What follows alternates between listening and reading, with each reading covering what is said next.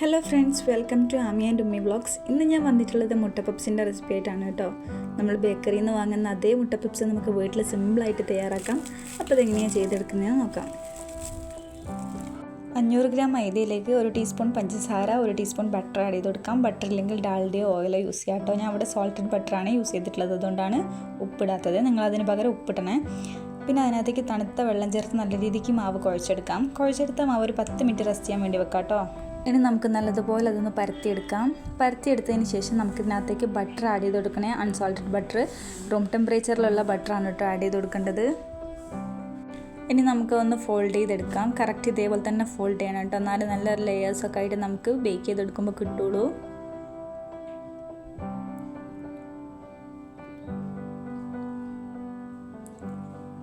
ഇനി ഈ മാവ് നമുക്കൊരു പ്ലാസ്റ്റിക് ഷീറ്റിൽ വെച്ചിട്ട് റാപ്പ് ചെയ്തിട്ട് ഒരു 10 മിനിറ്റ് ഫ്രീസറിൽ വെച്ചെടുക്കാം. ഇത് വീണ്ടും നമുക്ക് പരത്തിയെടുക്കാം കേട്ടോ. ആദ്യം ചെയ്ത പോലെ നല്ല രീതിക്ക് പരത്തിയിട്ട് വീണ്ടും നമ്മൾ ആ ബട്ടർ ഇതിനകത്തേക്ക് തേച്ച് കൊടുക്കണം.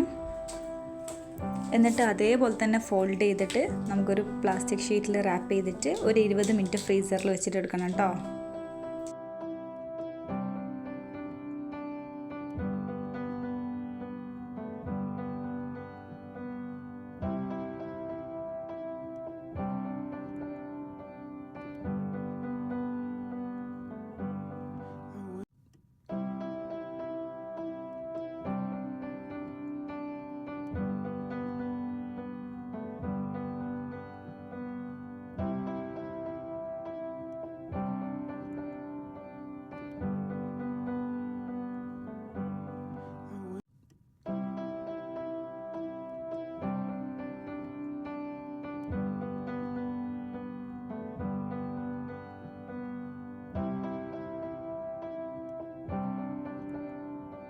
ആ മാവൊന്ന് തയ്യാറായി വരുന്ന സമയം കൊണ്ട് നമുക്ക് ഇതിന് വേണ്ടിയിട്ടുള്ള മസാല തയ്യാറാക്കാം.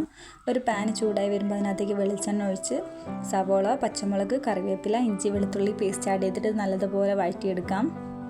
ഉപ്പ് ഇട്ട് കൊടുക്കണം കേട്ടോ ആവശ്യത്തിന്. ഇതിനു ശേഷം നമുക്ക് മസാല ആഡ് ചെയ്ത് കൊടുക്കാം കേട്ടോ. മഞ്ഞൾപ്പൊടി, മല്ലിപ്പൊടി, മുളക് പൊടി, ഗരം മസാല, ചിക്കൻ മസാല എന്നിവയാണ് ഇതിനകത്തേക്ക് ചേർത്ത് കൊടുത്തിട്ടുള്ളത്. അത് നല്ലതുപോലെ മിക്സ് ചെയ്ത് നമുക്ക് മസാല തയ്യാറാക്കാം. അപ്പോൾ 20 മിനിറ്റിന് ശേഷം നമ്മൾ വീണ്ടും മാവെടുത്ത് നല്ലതുപോലെ പരത്തി കൊടുക്കാം. ഇനി നമുക്കിതൊന്നും കൂടെ ഫോൾഡ് ചെയ്ത് കൊടുക്കാം കേട്ടോ. നേരത്തെ നിന്നും ഒരു വ്യത്യസ്തമായിട്ട് നമുക്കിതൊന്ന് ഫോൾഡ് ചെയ്ത് കൊടുക്കാം. ഇതേപോലെ തന്നെ ഫോൾഡ് ചെയ്യണം കേട്ടോ. എന്നിട്ട് ഇതേപോലെ ഫോൾഡ് ചെയ്ത് വെച്ചിട്ട് ഒരു 10 മിനിറ്റ് വെച്ചതിന് ശേഷം നമുക്ക് പരത്തിയെടുത്തിട്ട് ഇതിൻ്റെ 4 സൈഡും ഒന്ന് കട്ട് ചെയ്തെടുക്കാം. അപ്പോൾ നമ്മുടെ ഷീറ്റ് ഇവിടെ റെഡി ആയിട്ടുണ്ട് കേട്ടോ. ഇനി നമുക്ക് ചെറുതായിട്ട് ഇത് കട്ട് ചെയ്തെടുത്തിട്ട് ഇതിനകത്തേക്ക് മസാല വെച്ച് കൊടുക്കാം. ഇനി മസാലയുടെ മേളിലായിട്ട് നമുക്ക് പുഴുങ്ങിയ മുട്ട നടുവ് കീറിയിട്ട് ഇതിൻ്റെ മേലെ വെച്ച് കൊടുക്കാം. എന്നിട്ട് നമുക്കത് പപ്സിൻ്റെ ആ ഷേപ്പിലോട്ട് നമുക്കതൊന്ന് മടക്കിയെടുക്കാം കേട്ടോ.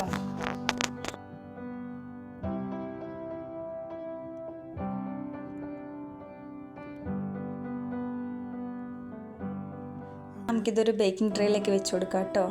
അതിനുശേഷം നമുക്ക് ഒരു പച്ചമുട്ട എടുത്തിട്ട് നല്ലതുപോലെ അടിച്ചിട്ട് അതിൻ്റെ മേലൊന്ന് തേച്ച് കൊടുക്കാം.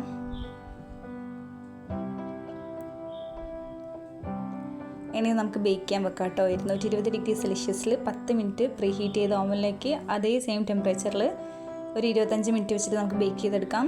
ഓവൻ ഇല്ലെങ്കിൽ നമുക്ക് സാധാ ഗ്യാസ് സ്റ്റൗവിൽ വെച്ചിട്ടും ബേക്ക് ചെയ്തെടുക്കാം കേട്ടോ. അപ്പം ബേക്കറിയിൽ നിന്ന് വാങ്ങുന്ന പോലത്തെ അതേ ടേസ്റ്റിലും അതേപോലെ സൂപ്പറായിട്ടുള്ള പപ്സ് നമുക്ക് വീട്ടിൽ സിമ്പിളായിട്ട് തയ്യാറാക്കിയെടുക്കാം. അപ്പോൾ ഈ റെസിപ്പി ഒന്ന് ട്രൈ ചെയ്ത് നോക്കണം കേട്ടോ.